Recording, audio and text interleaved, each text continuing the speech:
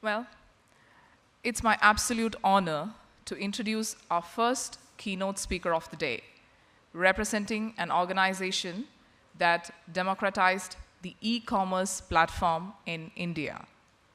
A visionary and innovator in the field, Nitin Nair leads the Network Expansion Initiative Pan-India for mobility, transportation, travel, and logistics, along with the overall South India business for Open Network for Digital Commerce, ONDC.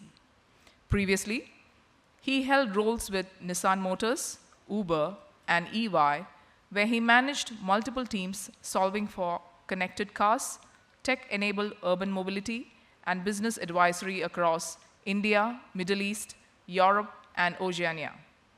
With an overall experience of over 2 decades, as an industry and function leader, he has been instrumental in ONDC forging successful collaborations with various central and state government entities, large technology platforms, and various startups. Nitin is an alumnus of the University of Pune and our very own IIM Kozhikode. We welcome you on stage to kickstart the keynote session for the day.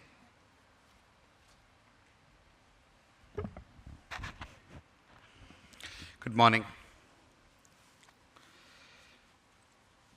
Builders, engineers, techies. Some great words spoken today morning just to get the theme going. Open source, openness, collaboration, working together, innovation. Great start. Thank you very much, organizers of DevOps Day Kerala, for having me on and allowing me an opportunity to talk about what we are still building out at ONDC. ONDC is a Section 8 not-for-profit under the aegis of Ministry of Commerce, backed by government. But as we say, we are a community-led initiative. In the spirit of the day, to this audience, I think it will resonate clearly. It's a community-led initiative. Yeah. So let me try talking about what we are trying to do. Digital public infrastructure, right? A term fairly alien till recent times, is now starting to get ubiquitous, right? We saw the first line coming in from Aadhaar, then there was UPI, then there was DigiLocker for verification. Our own CoWIN during the pandemic was probably one of the most leading examples of how technology could be harnessed at a very short notice to put up an entire system to manage the vaccination program. And next in the series of this is ONDC, which looks at a very unique problem of digitizing building out digital commerce in India. Commerce in India is very, very nascent, with only about 6 to 7% of India still using digital commerce. While you see and hear a lot about it, and the community here would probably be buying everything online, the presence is still very nascent, and there's a whole set of problems to be solved there, for which ONDC has been set up. And allow me to just talk about some foundational principles, right? There is decentralization, like any network, going back to the foundational principles of email. When email was set up, there's a simple protocol. Anybody with an email address can talk to anybody with another email address. Or when you have a browser, any content anywhere in the world is seamlessly available to you without you having to go through any intermediaries, unlike some of how internet is expanded in the recent times. Similarly, there was a focus on openness, facilitation, minimalistic governance. It has to be participant-centric. Of course, democratization and innovation were absolutely non-negotiable. With these things in mind, particularly during the pandemic time, when there was suddenly everybody locked in and there was a great emphasis on how do we leverage internet to get maximum products and services home to people, an advisory council was set up. You see some very marquee names there, who all came together on behalf of Department of Promotion of Internal Industry and Trade DPIIT under Ministry of Commerce to figure out how do we digitize a very large part of India that was still undigitized, right? With this in mind, the advisory council was set up. A Section 8 not-for-profit company was set up called ONDC. ONDC went live with our first set of participants in March of 22. We did our alpha testing in April of 22. We did our beta launch in September of 22 with first open transactions happening in Bangalore in the month of January of 23. So we're about 18 20 months old. That's the broad journey. So what does this entire, network look like? I know it's a complex chart, but this is a room full of, elite technologists, so I'm assuming that you would be able to grasp it, right?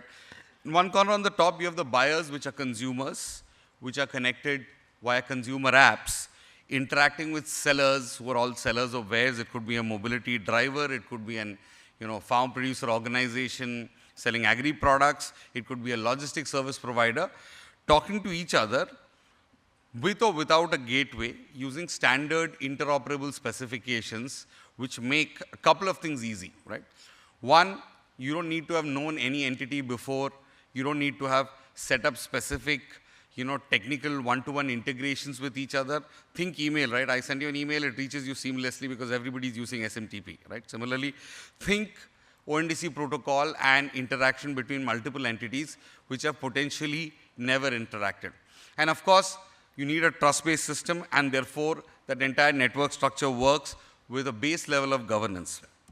Now, having said that, the network is not just about entities interacting. There are multiple things that come together to make the network to run.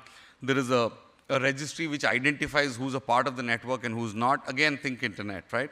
There are network governance policies, issues and grievance management APIs. If there are transactions happening between multiple entities, there could be, things that break. How do you kind of solve for that? This is a transaction network, which means money has to move. Somebody purchased something, somebody needs to be paid for something. Rating and scoring in terms of a distributed ledger to ensure that ratings are not owned by individual platforms, but by the network, or even better, that a seller. So imagine a network where you are the seller and your rating on different platforms is not owned by the platform, but you, right? And of course, open data, a large amount of data being generated, which if, taken with the right spirit, that you're not trying to take away confidential information, could be of use to the community. And of course, inter-network operative. This is just one network. It could interact with the unified health network. It could interact with international networks. We're already trying to do export-led transactions. So what are the building blocks, right? At the bottom, you'll see Beacon, which is the base protocol on which ONDC is built, right? So you do discovery, order fulfillment, post-fulfillment, which is got a network extension layer which ONDC is built, which is your API contracts, and these are per domain. There is one for mobility, one for logistics, one for retail, and so on and so forth. And of course, there is grievance policies, ODR, which is online dispute resolution, open data, and registrations. And on top, there are consumer apps which are interacting with seller apps, which are apps that have brought in the sellers. Broad structure, let's say, a whole bunch of asynchronous APIs, which is helping multiple entities transact without having known each other. You could be on an Android iOS phone, you could be on a web app or a browser, you could be an interfaceless system like voice-led search, right? Interacting with CMSs, auto management systems, ERPs, CRMs, and seamlessly exchanging information to make transactions happen. Just in the spirit of looking at it as an e-commerce network, broadly 4 boxes to kind of look at when you want to do transactions. There is discovery, finding out what is available, who's selling. There is an order, which is cart building, and then you decide what's that you want to purchase, maybe payment. There is fulfillment, because if it's a product that needs to physically move, there is entire tracking and managing that entire product delivery. And of course, there is post-fulfillment, which is ratings, support, payment reconciliation, etc. Right? Broadly, and a whole set of API structure to manage this 4 boxes, starting from search, select, init, confirm, update, all the way up to issues and rating. And for each domain, this structure is slightly changed to ensure that domain-specific nuances are captured as part of the contract. Now, all of this is tech and familiar. So what does this all translate to? Today, this is not just a theory, right? We are about 120 apps interacting. To give you a sense of the pace at this which moved, Jan of 2023, I said earlier, we did about 1,000 transactions in the entire month, right? December 23, Jan 24, we were at about 5 million transactions. June exit, we did about 10 million transactions. And in August, we ended with about 13 million transactions. As we speak, we may be hitting our first 5 lakh transaction day today or tomorrow, right? So fair amount of 120 apps, 24 buyer applications with nearly 100 million customers, some apps that you must be familiar with. Whole bunch of 18 logistics companies, actually the number is large, 20. And I think I would want to bring your attention to the bottom part, right? 75 seller applications and a lot of names that you have not heard. And I think this is the beauty of the network structure, that a whole set of companies are working with sellers. These are ERPs, POS systems, new age startups, which are coming together to bring sellers online without having to worry about who will bring demand, right? And therefore, this bottom end could be filled up by a whole bunch of startups that some of you start, right? And start becoming a part of the network and start contributing to it. Moving on, so what does it really mean that this is an unbundled, interoperable network? What's so awesome about it, right? Focus and monetize your strength. So if you think of any consumer-facing app today, for a moment, you have to build a product, then you have to have a go-to-market, you have to spend millions of dollars acquiring customers while you've built your supply and then go to market, right? The network allows you an opportunity to build some parts of this, one or more parts of it, but not necessarily having to build everything to be a part of e-commerce, right? Let me give you some examples. Who is a good buyer app, right? Federal Bank is the largest banking, largest bank out of Kerala. Federal Bank could potentially tomorrow, and I'm using the word potentially, start selling, e-commerce, start selling tickets, start selling food, all of this on their app, because now all they need to do is build a consumer interface. Federal Bank doesn't need to worry about how will the sellers get onboarded, how will logistics happen. All it needs is a couple of screens, and sorry for the oversimplification, of allowing its customers to be able to search, build a cart, pay, and then track order, right? That's all that Federal Bank potentially needs to do. Let's look at the other side, the seller side, right? You are a retail POS system, a retail ERP. You've been working with your respective customers for a very long time, and you can potentially then, start giving them orders, bring them online. You know their inventory, you know their, catalogs, and therefore you expose that onto the internet, expose that on the ONDC network, and you can start potentially, being a part of the entire ecosystem, right? The other thing is, think population scale. I said India is a very, very large country, right? We're only about 6 to 7% digitized on e-commerce. Kerala would probably be better. But having said that, there is a humongous opportunity to think of India as a congregation of multiple applications, focusing on geographies. Is there a Malayalam e-commerce application somebody would build? Is there a voice search-based e-commerce application you would build? Is there a mobility application for Ernakulam that somebody will build? I know the food restaurant community in Kochi has attempted several times to build applications to, bring together and that compete with the who's who of the industry. Now is an opportunity that you build something that gets all the restaurants, say in Kochi or in Kozhikode or in Thiruvananthapuram, on the network, and the demand comes from a Paytm or an Ola without having to worry about, who'll find the consumer and who'll take care of that, right? So that's, I think, the whole, premise. There is local commerce. Please think local. Don't think about businesses that are pan-India on day one. You could be one city, one district, one community. Empower local sellers. We've got some great example of work happening. I'm sure, how many people took an Uber, Ola, Rapido to come to this event? Just a show of hands. I think that's a decent number. When you go back, please try this application called Yatri on the ONDC network. Some great work happening, about 1,000, 1,500 transactions happening seamlessly in Kochi, and this is where it started, right? So I think it's important that, all of you support.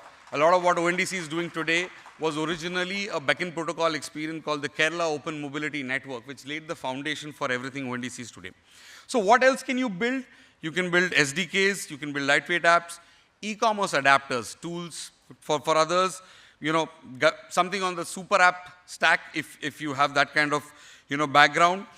Testing and certification, people who join the network need to be tested, certified. Everybody can't just, and this is pure tech opportunities for IT. Buying buying experiences, right? Nobody said that an app and a browser is probably the only way to procure. As interface designs are changing, there is great opportunity there. Having said that, it's not that, there is an opportunity and you start. There's a fair amount of, stuff that is available. If you go to GitHub and go to the ONDC page, there are reference applications across domains. There are utilities, sandboxes, PRD, product requirement documentation, domain specification across domains and growing every day. There is, of course, white label reference applications. You get the code to start upfront, some of them from ONDC, some of them from our network participants like Namayatri, right? And you could potentially take these apps, make necessary modifications and go live at a very, very short notice. You could potentially take these apps, build products that somebody else may use to go live and build a business out as a TSP and develop adapters, plugins, and a whole bunch of things around that, right? Of course, there are specifications. The network onboarding process fairly simplified, online, fair amount of support our tech does. There is, of course, the ONDC protocol. All this information is open source, available on GitHub, available on our website for you to easily access and consume. And please join this, this entire movement to build for Bharat, build for India, and be a part of this. And I would urge, encourage, and request all of you to explore opportunities in building businesses on ONDC that are built for your local communities, that are built for your businesses around you. With that, I conclude. Thank you. Nandi Namaskaram. Jai Hind.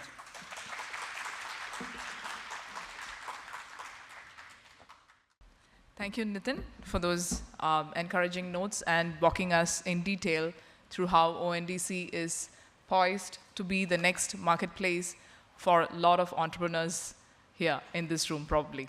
I welcome Srijit to present a memento for our beloved speaker.